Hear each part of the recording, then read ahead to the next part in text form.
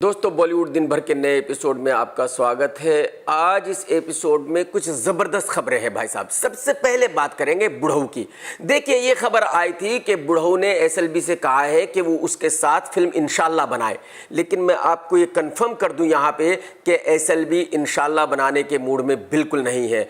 SLB बुढ़ऊ के साथ काम करने के लिए बिल्कुल भी तैयार नहीं है, और उसकी वजह यह है कि एसएलबी को अच्छी तरह पता है कि बुढ़ऊ का करियर खत्म हो चुका है। अब पब्लिक बुढ़ऊ की फिल्म देखने वाली नहीं है, और बस यही वजह है कि एसएलबी बुढ़ऊ के साथ फिल्म नहीं बनाना चाहता। मैं आपको यहां यह भी कंफर्म कर दूं कि एसएलबी की नेक्स्ट फिल्म बैजू बावरा ही होगी। इस फिल्म में हीरो और हीरोइन कौन हो सकते हैं, कौन नहीं हो सकते, ये मैं आपको बताऊंगा। लेकिन यहां मैं आपको यह बताना जरूरी समझता हूं कि बॉलीवुड में दो ही डायरेक्टर्स हैं, राजू हिरानी और एसएलबी, जिनसे कोई भी एक्टर कहानी नहीं पूछता, बस सिर्फ ये कहता है कि भाई मेरे साथ फिल्म बना लो। और बॉलीवुड का हर एक्टर चाहता है इन दोनों डायरेक्टरों के साथ काम करना। इन दोनों डायरेक्टरों की पोजीशन का आप इस बात से अंदाजा लगा सकते हैं। मुझे याद है एक बार इमरान हाशमी ने मुझसे यह कहा था कि भाई साहब, एसएलबी मुझे पसंद नहीं करता, ना करे, मुझे एक्टर नहीं मानता, ना माने, मुझे किसी फिल्म में काम नहीं देगा, ना दे, लेकिन यार मुझे 5 मिनट के लिए एसएलबी से मिलवा तो दो, मुझे डिस्कस तो कर लेने दो, हो सकता है कि कोई रास्ता निकल जाए। तो कहने का मतलब यह है कि इन दोनों डायरेक्टरों की बॉलीवुड में ऐसी पोजीशन है कि जो बॉलीवुड के एक्टर्स हैं वो इनसे मिलना चाहते हैं, इनसे मिलने के लिए मरते हैं, और भाई साहब ये सबसे मिलते नहीं है। तो जैसे बुढ़ऊ ने एसएलबी से कहा था कि भाई मेरे साथ इंशाल्लाह बना लो, वैसे ही एसआरके ने भी एसएलबी से कहा है कि भाई मेरे साथ आप एक फिल्म बना लो। लेकिन हकीकत यह है कि एसएलबी को एसआरके के साथ भी काम नहीं करना, और इसकी वजह है एसएलबी और एसआरके की पुरानी दुश्मनी। अगर आपको याद हो तो एसएलबी की फिल्म सांवरिया शाहरुख खान की फिल्म ओम शांति ओम के साथ ही रिलीज हुई थी। सांवरिया वही फिल्म थी जिसमें एसएलबी ने रणबीर कपूर को लॉन्च किया था, और एसएलबी ने एसआरके से कहा था कि भाई साहब आप अपनी फिल्म इस डेट पर रिलीज ना करें, लेकिन एसआरके नहीं माना था। तो वो पुरानी दुश्मनी की वजह से एसएलबी एसआरके के साथ भी फिल्म नहीं करेगा। लेकिन मैं यहां आपको यह भी याद दिलाना चाहता हूं कि बॉलीवुड में कोई भी परमानेंट दुश्मन या दोस्त नहीं है।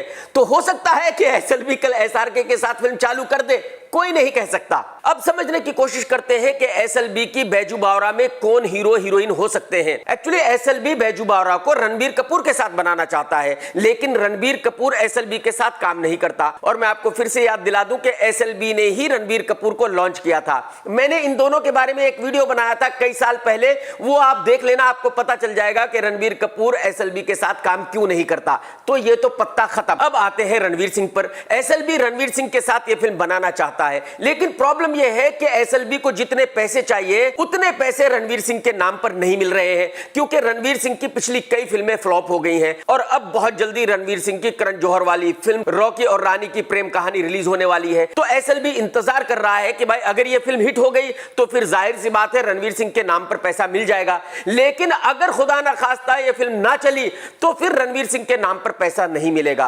तो फिर एसएलबी की मजबूरी है कि वो रणवीर सिंह के साथ इस फिल्म को नहीं बना सकता। अब इन केस ये फिल्म रणवीर सिंह के साथ नहीं बनती तो किसके साथ बनेगी? इनके बाद अगर एसएलबी बॉलीवुड में किसी को एक्टर मानता है तो वो है आमिर खान और ऋतिक रोशन। बाकी सब जो नए लौंडे हैं उनको वो एक्टर मानता नहीं है, उनके साथ उसको काम करना ही नहीं है। एसएलबी का ये कहना है कि मैं उनके साथ बैजू बावरा कर ही नहीं सकता, क्योंकि वो उस लेवल की एक्टिंग कर ही नहीं सकते, वो बैजू बावरा जैसी बड़ी फिल्म को अपने कंधों पर कैरी नहीं कर सकते। तो अब आते हैं आमिर खान पर। आमिर खान की प्रॉब्लम यह है कि वो अपने आप को जीनियस मानता है, जबकि है नहीं, और यह हकीकत है कि एसएलबी जीनियस है।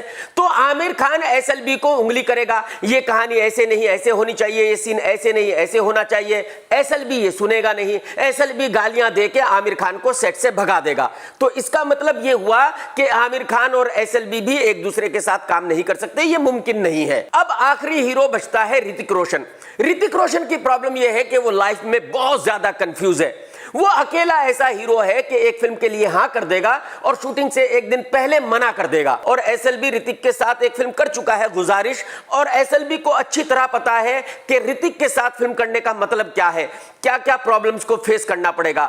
तो मुझे नहीं लगता कि इस वक्त एसएलबी इस मूड में है कि वो इतनी सारी प्रॉब्लम्स को फेस करे, ऋतिक रोशन पर इतना बड़ा दांव खेले, ऋतिक रोशन की बात सुने और ऋतिक रोशन की बातों के हिसाब से फिल्म बनाए। तो दोस्तों, मुझे ऐसा लगता है कि एसएलबी के लिए इस इस फिल्म की कास्टिंग करना बहुत ज्यादा मुश्किल है। अगर हीरो मिल भी गया तो हीरोइन किसको लेंगे? हीरोइन आज इंडस्ट्री में कौन है? जानवी कपूर, अनन्या पांडे, भाई साहब इनके साथ बैजू बावरा बनेगी?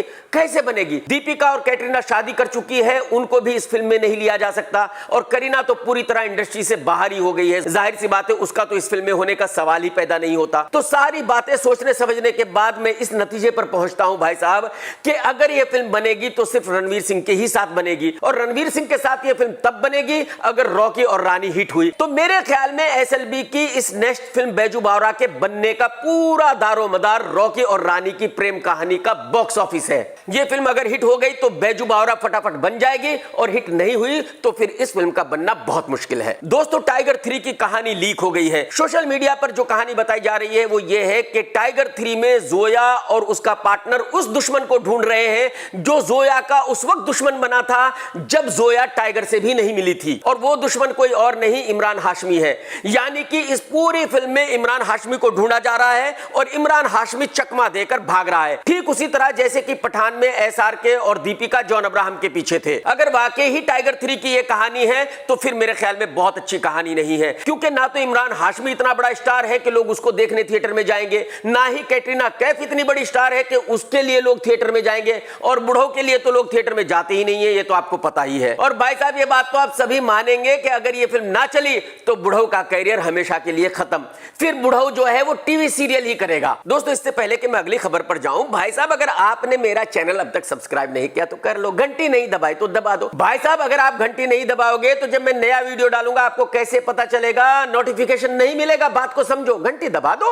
दोस्तों, आप तो सभी जानते हैं कि आज की तारीख में मीडिया में 24 आवर सीमा और सचिन छाए हुए हैं। कोई कह रहा है कि सीमा हैदर एक जासूस है, कोई कह रहा है कि जासूस नहीं है, कोई कह रहा है कि सीमा हैदर को इंडिया में रहने दिया जाए, कोई कह रहा है कि नहीं इसको पाकिस्तान वापस भेजा जाए। जाहिर सी बात है डेमोक्रेसी है और सबकी अपनी अपनी राय है, जो जिसको ठीक लगता है वो वही कहता है। लेकिन सीमा ने अदालत में एक याचिका दायर की है जिसके द्वारा उसने इंडिया में रहने की परमिशन मांगी है, और उस याचिका में कुछ ऐसी बातें लिखी हुई है भाई साहब कि आप सुनोगे तो हंसते हंसते लोटपोट हो जाओगे। सीमा हैदर ने अपनी याचिका में कहा है कि जब अक्षय कुमार कैनेडियन नेशनल है और वो इंडिया में रह सकता है तो मैं पाकिस्तानी होकर इंडिया में क्यों नहीं रह सकती? सीमा हैदर ने अपनी याचिका में यह भी कहा है कि जब कैटरीना कैफ, आलिया भट्ट ब्रिटिश नागरिक होने के बावजूद इंडिया में रह सकती हैं तो मैं पाकिस्तानी होकर इंडिया में क्यों नहीं रह सकती? सीमा ने यह भी कहा है कि जब इमरान हाशमी एक यूरोपियन नेशनल होकर इंडिया में रह सकता है तो मैं क्यों नहीं रह सकती? जब जैकलिन फर्नांडिस एक श्रीलंकन नागरिक इंडिया में रह सकती है तो मैं क्यों नहीं रह सकती? यानी कि अब पाकिस्तानी भी अक्षय कुमार एंड कंपनी को लेकर इंडिया पर तंज कसने लगे हैं। एक तरह से देखा जाए तो अक्षय कुमार एंड कंपनी ने इंडिया का मजाक बनाकर रखा है। मुझे तो ऐसा लगता है कि फ्यूचर में कोई बांग्लादेश से आकर भी यही कहेगा कि भाई अगर अक्षय कुमार यहां रह सकता है तो मैं क्यों नहीं रह सकता? अक्षय कुमार भाई बहुत मजाक बन गया है, ऐसा मत करो, कुछ करो भाई।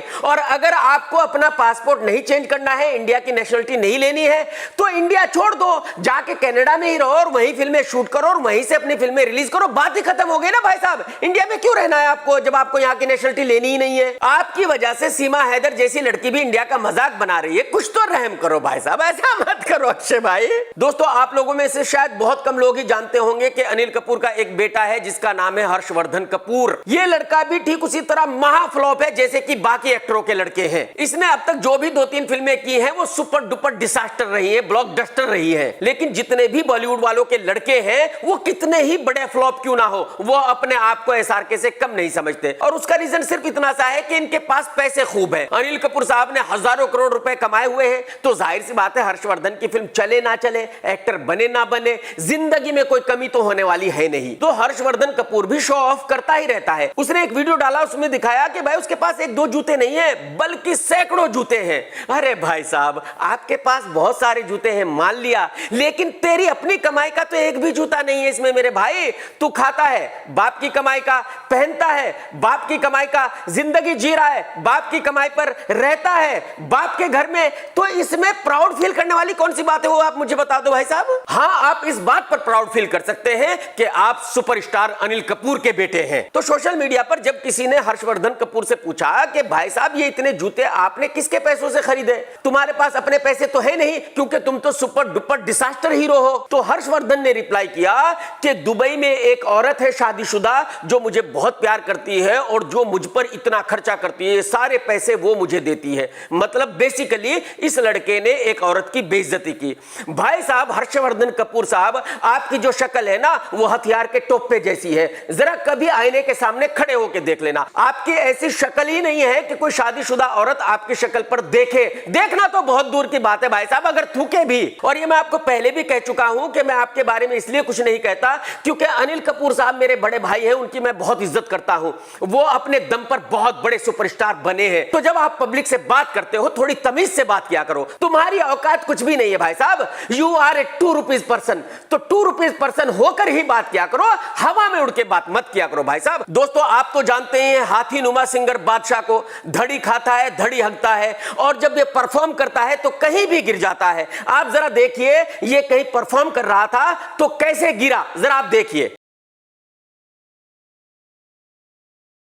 बादशाह भाई जब आपको पता है आपसे सही से उठा नहीं जाता, बैठा नहीं जाता, चला नहीं जाता, तो क्यों परफॉर्म करते हो? आप ठीक गिरे हो, बिल्कुल ठीक जगह गिरे हो। एक्चुअली आप गिरने के ही काबिल हो भाई साहब। दोस्तों आपको याद ही होगा बजरंगी भाई में वो छोटी सी लड़की जो गूंगी थी और बहुत ही क्यूट थी। भाई साहब मार्केट में अफवाहें ये फैली हुई हैं कि इसकी मां ने इस लड़की को बड़े होने के इंजेक्शन लगवा दिए हैं और ये लड़की अचानक ही बड़ी हो गई है और अब दिन रात स्ट्रगल कर रही है, यहां ऑडिशन दे रही है, वहां ऑडिशन दे रही है और कोई भी इसको अपनी फिल्म में लेने के लिए तैयार नहीं है। बॉलीवुड फिल्में तो छोड़ ही दो भाई साहब, मालेगांव के फिल्म मेकर भी इसको अपनी फिल्म में लेने के लिए तैयार नहीं है। दोस्तों आप सभी जानते हैं कि विवेक ओबेरॉय बहुत बड़ा फ्लॉप एक्टर है। कोई भी डायरेक्टर प्रोड्यूसर उसके साथ काम नहीं करता, उसको कोई फिल्म नहीं देता, तो जाहिर सी बात है बेचारा क्या करे। तो विवेक ने संजय शाह नाम के किसी आदमी के साथ एक कंपनी खोली और डिसाइड ये हुआ कि भाई विवेक ओबेरॉय को लेकर फिल्म बनाई जाएगी। विवेक को पहले ही पता होना चाहिए कि भाई ऐसा बावला कौन होगा जो अपने पैसे लगाकर इसको हीरो लेके फिल्म बनाएगा।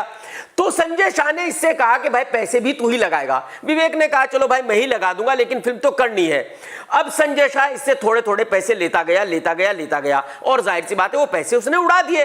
भाई कोई भी विवेक के साथ फिल्म क्यों बनाएगा? अब एक 1.5 साल के बाद विवेक को पता चला कि भाई संजय शाह ने जो इससे तकरीबन 1.5 करोड़ रुपए लिए थे वो उसने उड़ा दिए हैं और फिल्म कहीं नहीं है, कुछ नहीं है। तो अब विवेक ओबेरॉय ने पुलिस में कंप्लेन की है कि भाई इस आदमी ने मेरे 1.5 करोड़ रुपए लूट लिए हैं और मुझे 1.5 करोड़ रुपए इससे वापस दिलाओ। अरे भाई साहब कहां से देगा वो, उसके पास खुद ही नहीं है। और जब आपको फिल्म करनी थी तो आपने पैसे दिए थे, लालची आप है। और एक कहावत है कि जहां लालची हो वहां ठग भूखे नहीं मरते भाई साहब। दोस्तों आप सभी जानते होंगे अर्जुन रामपाल को। अर्जुन रामपाल की पहली बीवी से उनको 2 बेटियां हैं जो दोनों बड़ी हो गई हैं और अब अर्जुन रामपाल एक विदेशी लड़की के साथ रहते हैं और उस गर्लफ्रेंड से अर्जुन रामपाल को कुछ सालों पहले एक बेटा हुआ था और अब दूसरा बेटा हुआ है। लेकिन कमाल यह है कि अर्जुन रामपाल को जो गर्लफ्रेंड से 2 बच्चे हुए हैं उससे अभी तक शादी नहीं की है। ये मेरी समझ में नहीं आता कि भाई बॉलीवुड वाले पब्लिक को क्या बताना चाहते हैं, क्या सिखाना चाहते हैं, क्या दिखाना चाहते हैं। अरे भाई साहब आपको एक लड़की के साथ रहने में प्रॉब्लम नहीं है, बच्चे पैदा करने में भी प्रॉब्लम नहीं है, लेकिन उससे शादी करने में प्रॉब्लम है। ये क्या बात हुई भाई साहब? भाई साहब अर्जुन रामपाल साहब मैं आपसे ये कहना चाहूंगा मुझे कोई प्रॉब्लम नहीं, आप किसी के भी साथ रहो, जाहिर सी बात है मेरा इस बात से कोई लेना देना नहीं है, लेकिन सोसाइटी को गलत मैसेज दे रहे हो आप। भाई जब आप उस लड़की के साथ रह रहे हो, बच्चे पैदा कर रहे हो तो उससे शादी कर लो, बात खत्म हो गई। भाई साहब जब आप हिंदुस्तान में रह रहे हो तो कम से कम हिंदुस्तान के कल्चर को फॉलो कीजिए, लोगों में गलत मैसेज मत दीजिए, पब्लिक को गलत चीजें मत सिखाइए। यही इलियाना ने किया, वो भी बिना शादी के प्रेग्नेंट होकर घूम रही है, ये कोई बात नहीं है, ये आप पब्लिक को गलत चीजें सिखा रहे हो भाई साहब। दोस्तों आप भी कमेंट्स करके जरूर बताना कि जो मैं कह रहा हूं वो सही है या गलत है। टेक केयर दोस्तों, tata bye bye, love you. सत्यमेव जयते।